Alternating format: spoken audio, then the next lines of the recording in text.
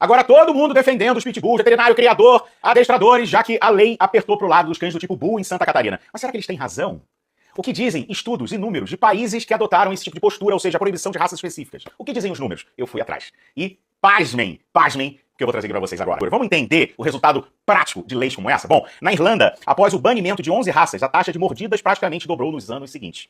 No Reino Unido, hospitalizações por mordidas aumentaram 76% nos últimos 10 anos, sendo que diversas raças vão sendo banidas uma a uma desde 1991. Uma matéria mostrou que nos últimos 5 anos, os ataques de cães subiram 34%, chegando ao número de 22 mil ataques. A bola da vez agora na Inglaterra é o Bully XL, e o que ocorre? Está acontecendo ataques de Bully Kuta, mastifes paquistanês. O que isso prova? Você proibir o Honda Civic de circular, por exemplo, não vai diminuir o número total de acidentes de trânsito. Entendem o problema? Essas leis já se provaram, na prática, que não têm um resultado bom. Na Holanda, olha que incrível, eles retrocederam, ou seja, tiraram de circulação uma lei que proibia os pitbulls por conta da falta do efeito prático. E olha que mais interessante, estudos da Universidade de Wellington mostrou que as mordidas de cães não poderiam ser determinadas por raças, de forma que não aumentou a segurança pública. A lei, então, foi abolida em 2007. Mesmo assim, o estrago já havia sido feito. Dos cães confiscados, nesse caso os pitbulls, 79% foram sacrificados. Ou seja, a Holanda sacrificou 79% dos pitbulls e o número de ataques não diminuiu.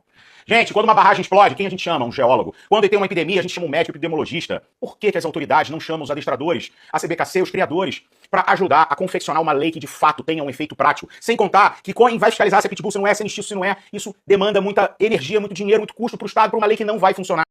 Há décadas eu venho falando a mesma coisa.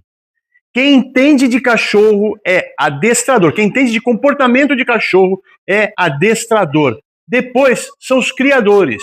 Alguns criadores até são adestradores, e aí, perfeito, criador que é adestrador é o paraíso, é a situação perfeita. Agora, a grande maioria dos criadores não sabem padrão da raça, não sabem selecionar, a grande maioria deles são fabricantes de filhotes. E aí o cara não escolhe filhote, não escolhe o macho reprodutor, não escolhe a matriz e não escolhe os clientes. Aí dá ruim, é óbvio que dá ruim. Depois vem a sociedade que não sabe escolher os seus políticos, que são aqueles caras que produzem as leis. Leis que são produzidas por pessoas que não sabem a diferença de lobo-guará e cão da raça Malinois. Não sabem a diferença de uma irara e uma lontra. Cara, essas pessoas influenciam em toda a sociedade, mas aí o Sávio trouxe a verdade, que é a verdade, não resolve nada. Não adianta ficar proibindo raça e não responsabilizar as pessoas, não educar as pessoas. Se você não ter leis que prestigiam as pessoas que entendem do assunto. Então, o legislador, ele virou um inimigo do adestrador, virou um inimigo do criador. E aí, as consequências são sempre as piores.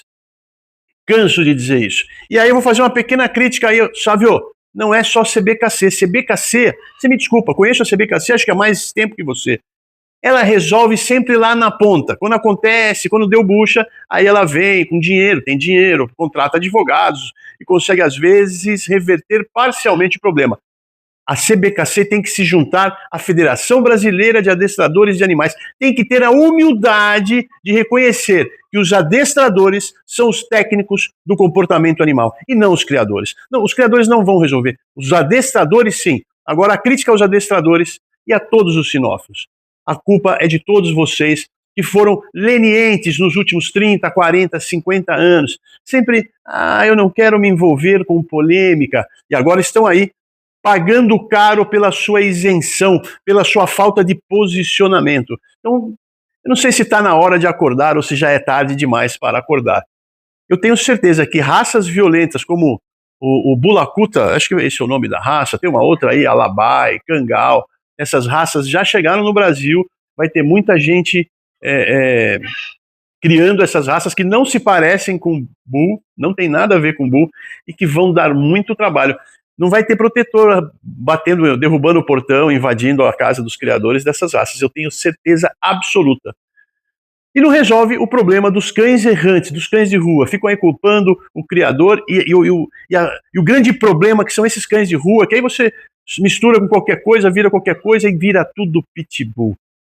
Então, meus amigos, está na hora de você reconhecer que há necessidade de se consultar os verdadeiros técnicos dessa área que é a sinofilia e o comportamento animal.